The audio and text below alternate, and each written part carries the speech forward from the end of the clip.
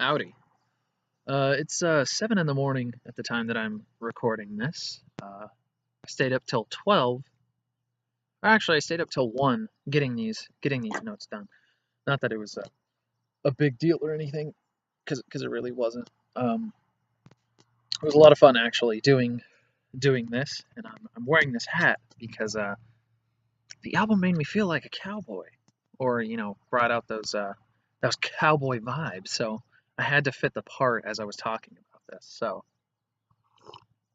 let's get into that. Actually, before we get into that, I wanted to say that I had said something to you 2 days ago that I had said that I listened to half of their first album, which was not correct. It was half of their second album, Lion's Roar, that I had listened to.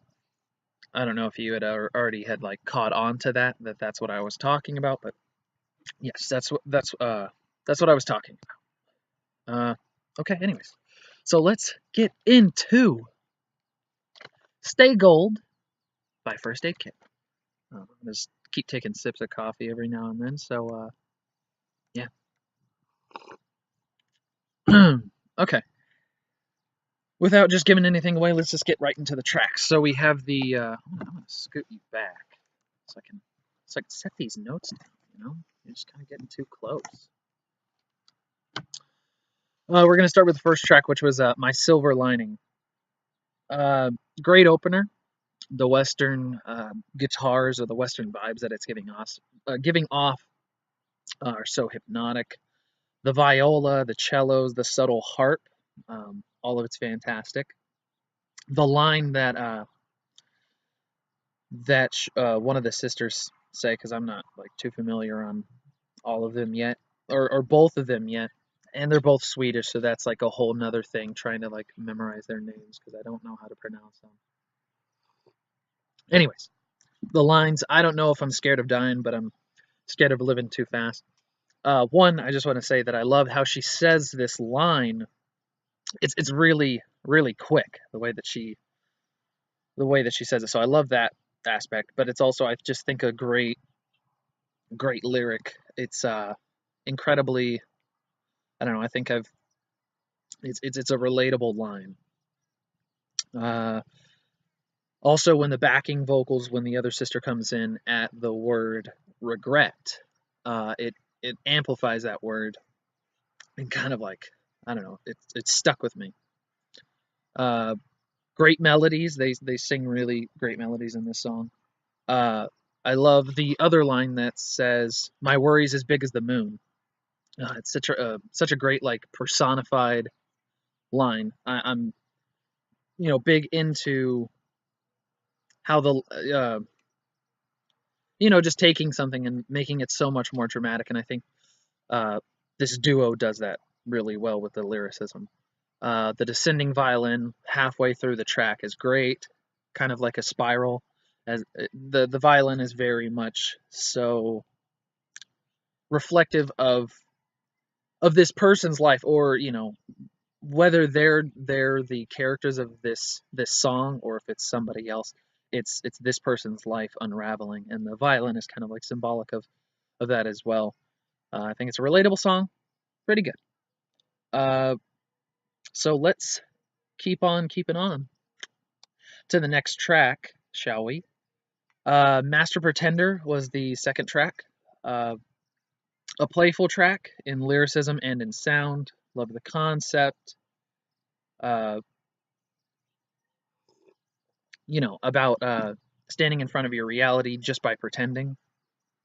Uh, which I think is a, again, as I've said, the concept itself is interesting, mainly because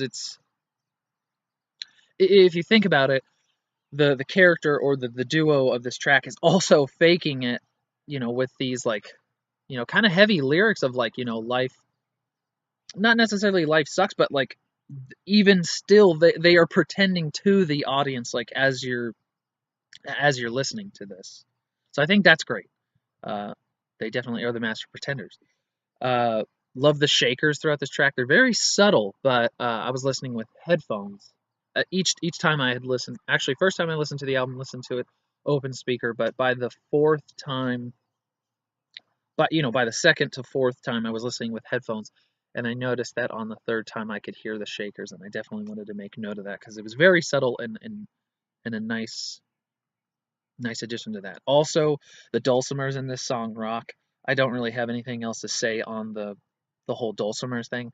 I think I'm kind of a sucker for that, mainly because I own a dulcimer, and it's so much fun to play, and it has a unique sound. So like that, to see a dulcimer on the track is just awesome. But I don't know. The track it can be so on repeated listens. It's not one of the ones that stands out to me other than the concept itself. Um, so yeah. The third track, Stay Gold, which is titled after the album itself.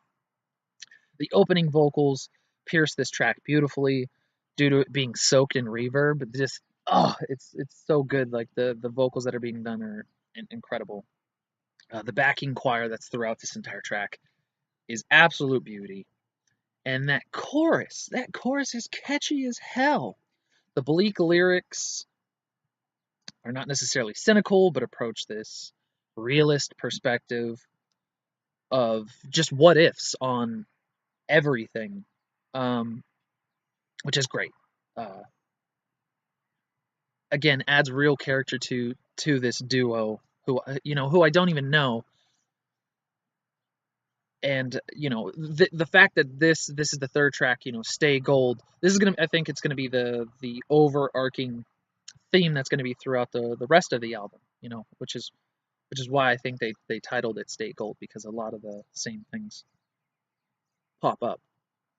The breakdown where the instruments calm down and the harp creeps in um, is perfect for when everything comes back in. The percussion kind of hits a similar territory, meaning that some of the percussion that's in the first two tracks, it kind of feels similar, but that's mainly just a nitpick because I think the song is pretty good. Uh, Cedar Lane is the next track off of this. It's kind of a Beach Boys esque in the way that they're singing and the way that the tone is. It's kind of like this happy, well, not happy, but it's very soft. I think the vocals along with the steel guitar. So it was a steel guitar that they were using, and I think they were using a sliding piece, and just that calming slide was really added to the song. But honestly, the track isn't as memorable. I don't know, when listening to it, I kind of forgot that this is going to be the song that comes right after Stay Gold, and I think Stay Gold is fantastic, and it just kind of not necessarily dips, but it's just one that's not as memorable, as I said. Uh, I think it's because of how familiar it feels. It's sweet to the ears, but overall a little too bland. I feel like maybe if Cedar Lane had been more stripped back, uh, maybe take away most of the instrumentation, I think it would have been a better track because lyrically there's some stuff in there to like. Also,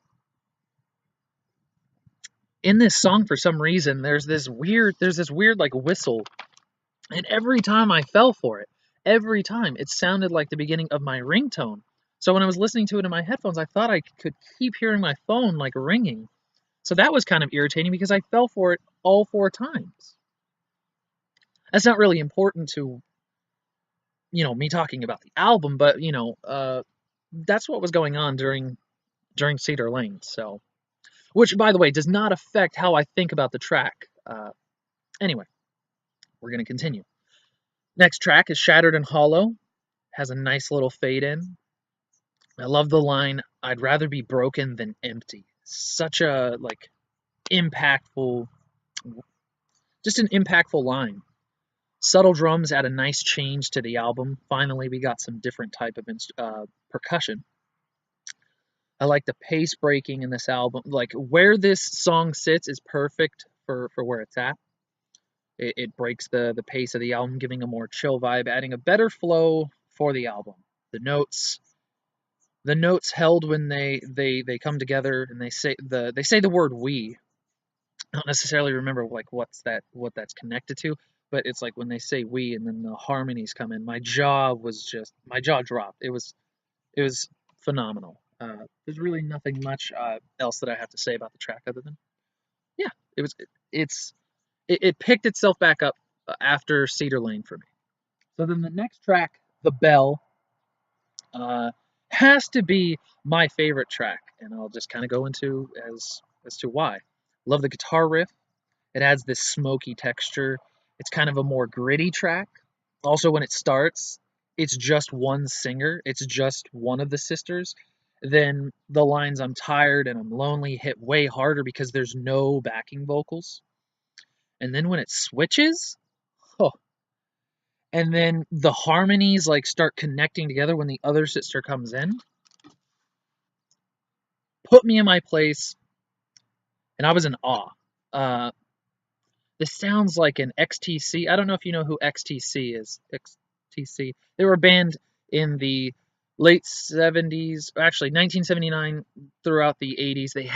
They had this album called Skylarking, and I feel like a lot of influence may have been pulled for that specifically like for this track. But it has a country twist. So it's not a full blown, wearing your influences on your sleeve. I don't even know if they were all that influenced by them anyways. Uh the flute is beautiful. Yeah, it's fantastic. The bridge of the song, I tried hard to be brave. I tried hard not to be afraid. How it refrains with the flute is unbearably good before the breakdown. Can you hear the bell? Like just that over and over, can you hear the bell? Is a fantastic line. I think, in my opinion, I think it's the best track lyrically and musically. Maybe. We'll continue. Next is the Waitress song. The song has like a Neil Young kind of vibe in the way the guitars are being strummed. Very, very similar. Love the idea of songs about waitresses. I've heard plenty of songs about waitresses and different story aspects. So this, you know, uh, just the actually, I'll just get into it as I'm reading this. It's such a visual track. The lines, "I could join the circus when they come to town, the tamers, and that old sad clown." This sense of escape becomes so childlike. Looking for fun to escape the mundanity is incredibly relatable. The build up to where the instruments swell, your surroundings, is quite breathtaking. This is probably a more folky song than it is with a country blend. It's a lot farther away from the countryside and more onto the folky side. Um, but yeah, I think it's a great track. About the mundane and trying to find adventure. The waitress. Next track is Fleeting One. Had to pause for coffee. Vocally, it's probably the best. The duo never sounded so clean on this track. Their vocals are incredible. Curious to how this would sound though with just the vocals. And I even tried looking this up and I couldn't really find anything, which I was disappointed because I would love to hear an a cappella, no instrumentation. Uh, and the reason I say this is because the drums in the song kind of just got irritating, and I don't think they were necessary. I think it would have been better. It would have been a better track if it stayed more grounded and had a stripped down style. So that's kind of a so-so track, and that's really nothing much I have to say else on that. The other song that is another one of my favorites is Heaven Knows. I really like the washboard at the beginning. There's this, I don't know if it's a washboard or like a frottier type thing. I tried like looking into it, couldn't figure out what it was, but it was fantastic.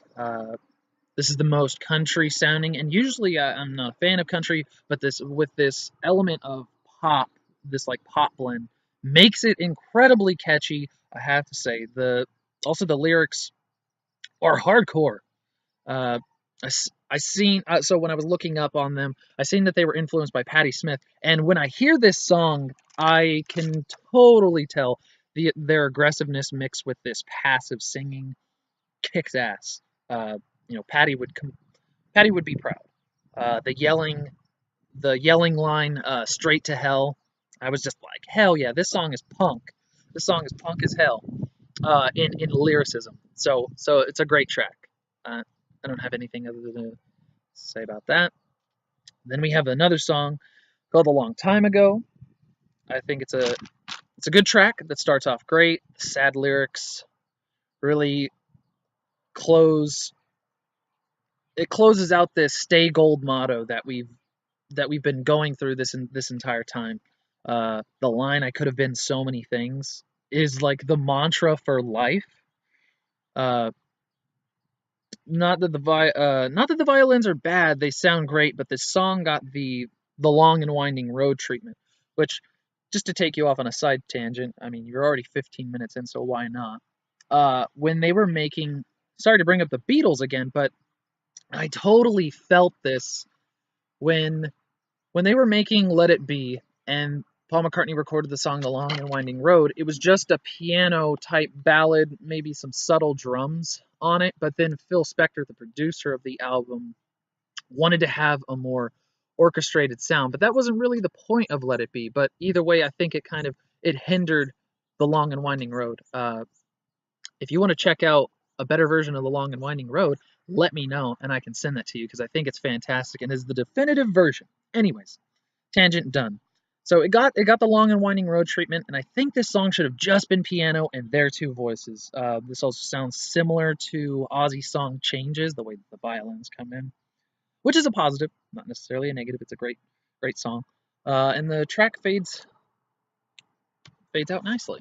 Uh, Final thoughts.